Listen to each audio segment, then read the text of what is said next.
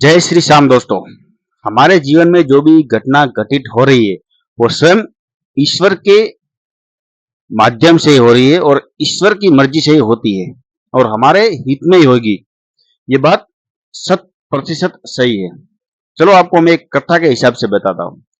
एक गांव में गुरुजी और एक शिष्य कहीं भ्रमण करने निकले हुए थे और रात को लेट हो गया था। तो गुरुजी को एक खेत की जमीन पे एक झुपड़ी दिखाई देती है और गुरुजी सोचते हैं कि उस झुपड़ी में जाके कुछ भोजन व्यवस्था करते हैं और आगे बढ़ेंगे। तो गुरुजी और शिष्य दोनों उस घर में जाते हैं और उस झोपड़पट्टी में जो भी व्यक्ति था वो बड़े आदर और सम्मान के साथ गुरुजी को भोजन कराते हैं और कुछ समय बैठ के दोनों बातें करते हैं।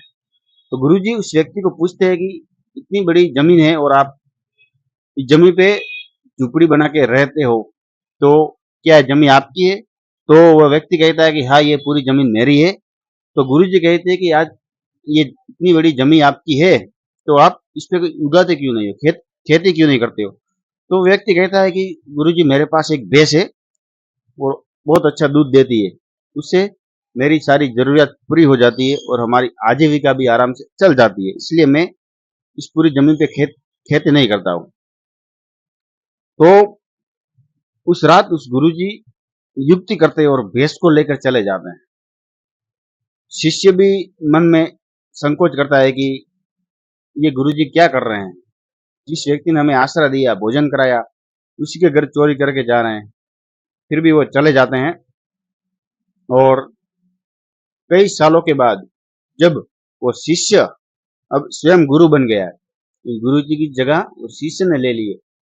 और ये जो रात को भैंस चुराई थी वो शिष्य के मन में वो बात घुस गई थी। शिष्य सोचता है कि मैंने आज तक अपने जीवन में कभी भी कोई भी पाप नहीं किया है, बस एक इस बात का मुझे घृणा है कि मैंने अपने गुरुजी के साथ उस व्यक्ति के घर से भैंस चुराई थी। तो मैं अभी वहां पे जाकर ये जो पाप किया है उसका मैं पश्चाताप करूंगा।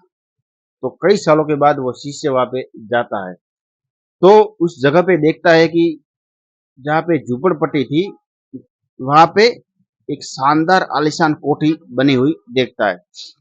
हरे भरा खेत, चारों ओर हरियाली, और ये दृश्य देखकर वो शिष्य चकित हो जाता है कि यहाँ पे तो झोपड़ी थी जब हम और हमारे गुरुजी आए थे। तो ये सोचता होगा कि वो आदमी कहीं से चला गया होगा, फिर भी वो अंदर जाकर उस घर में कोठी में जाकर किसी को बुलाता है शिष्य। तो बाहर जो व्यक्ति आता है वो वही जो झोपड़पट्टी में कई सालों पहले उनसे मिला था, वही व्यक्ति उस कोठी में से बाहर आकर उस शिष्य को पहचान लेता है और आदर और सम्मान के साथ कहते हैं कि अरे गुरुजी आप, और आपके साथ जो आपके गुरुजी आए थे वो कहाँ है, ऐसा पूछता है। तो फिर वो शिष्य उस व्यक्ति से पूछते हैं कि आप, हम आए जब तो आप झुपड़ी में रहते थे और अब ये आलीशान कोठी। तो पूरी बात वो बताता है कि जिस दिन आप और आपके गुरुजी मेरे घर में आए थे उस दिन से मेरी जिंदगी बदल गई।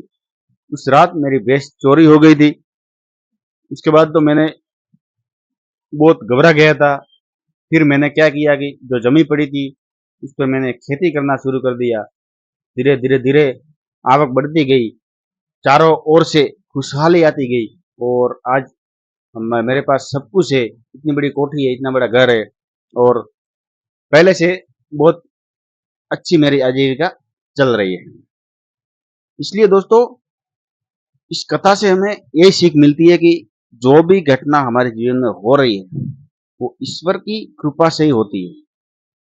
अगर वो गुरुजी और शिष्य उस रात उस झुपड़पट्टी में ना ठहरते और उसकी भैंस लेके ना जाते तो वो व्यक्ति कई समय तक ऐसा ही रहता, बस वो अपने भैंस के दूध पर टिका रहता और उसकी आजीविका ऐसी चलती रहती।